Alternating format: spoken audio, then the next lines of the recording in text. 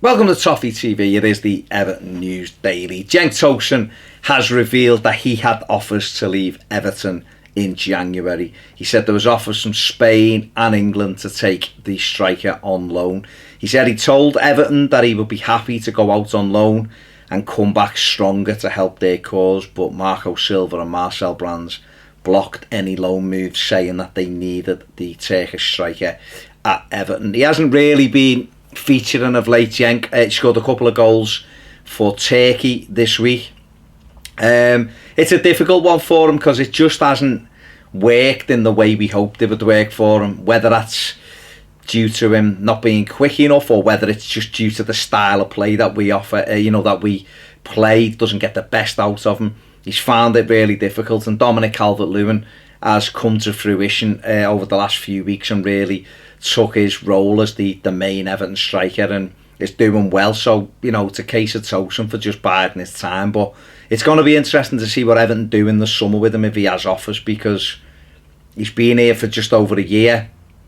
It's not really happened for him, and it'll be interesting to see whether Everton want to go a different route in the summer. He's a centre forward who can score goals. It's just whether or not Everton can give him the correct amount of time or create enough chances to get the best out of him. But it's interesting that he was still talking about fighting for his Everton career. He said he's got 3.5 years left on his deal and he wants to do well. He wants to prove himself at Premier League level. So over to you, Cenk. You need to get off the bench and score a few goals between now and the summer. Yerry Mina looks like he's going to be missing for around 3 weeks. He injured his hamstring playing for Colombia against Korea. It's been a terrible season really for Yerry. It's been stop-start. It started badly.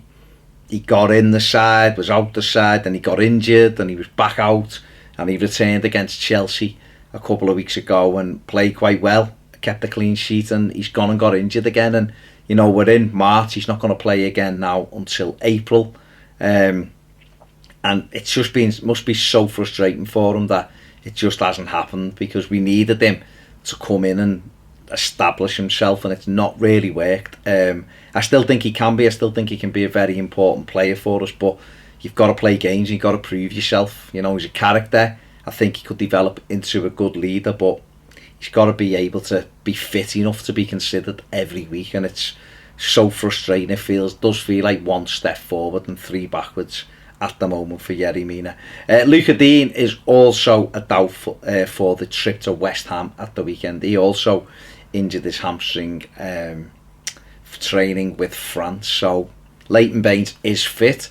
So obviously we've got cover for both Mina and Dean, with obviously Leighton Baines and Kurt Zouma back being able to play this weekend. So it could be a defence that has a couple of changes in it than what we saw last time out. But let's see what we can do up at West Ham. Everton apparently are interested in Daishon Redan, who Chelsea signed from Ajax in 2017. He's rated at around £10 million, can play anywhere across the front three. He's only a young player, and Sport Bild have linked him with a move to Everton this summer. Also been linked with Roma, as you do, and a couple of clubs in Germany. Is there anything in it? We don't know. The links are getting thick and fast. Obviously the players, younger players who Marcel Brands will certainly be keeping tabs on.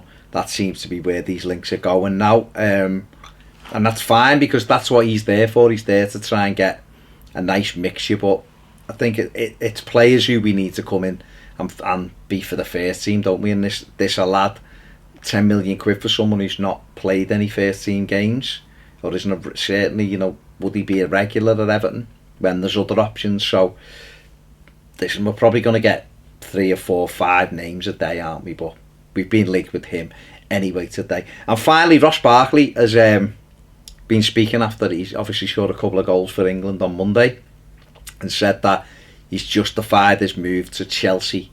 He's a better player now than what he was at Everton. And David Moyes has actually echoed that and said he seems to have matured a little bit, and Sarri has been good for him in terms of his discipline.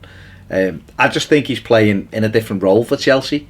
I think for us he was seen as a number 10, I think for Chelsea, he does play more of an orthodox midfield role. Certainly against Everton the other week, it was just, passing the ball, getting it back, passing the ball. And listen, I think Ross is a good footballer, but, to make out that everything's amazing since he moved to Chelsea is quite disrespectful to Everton. He's been quite disrespectful to Everton all the way along, in all fairness now.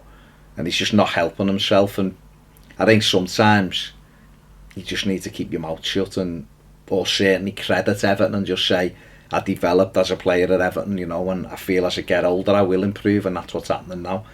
There's ways to say things, and I think, obviously it's spun differently, and maybe we shouldn't be bothered. Maybe it should, we shouldn't be bothered by it at all. But I just think sometimes it's a little bit disrespectful and doesn't seem to get it. But there you go. That's all that's kicking around really today. Obviously, we're building up to the trip to West Ham at the weekend. We've had Dave Vitti in the studio, so check out that video when it's available. If you haven't subscribed, please do so. It takes a sec. If you want more videos, get over to Patreon. See you later.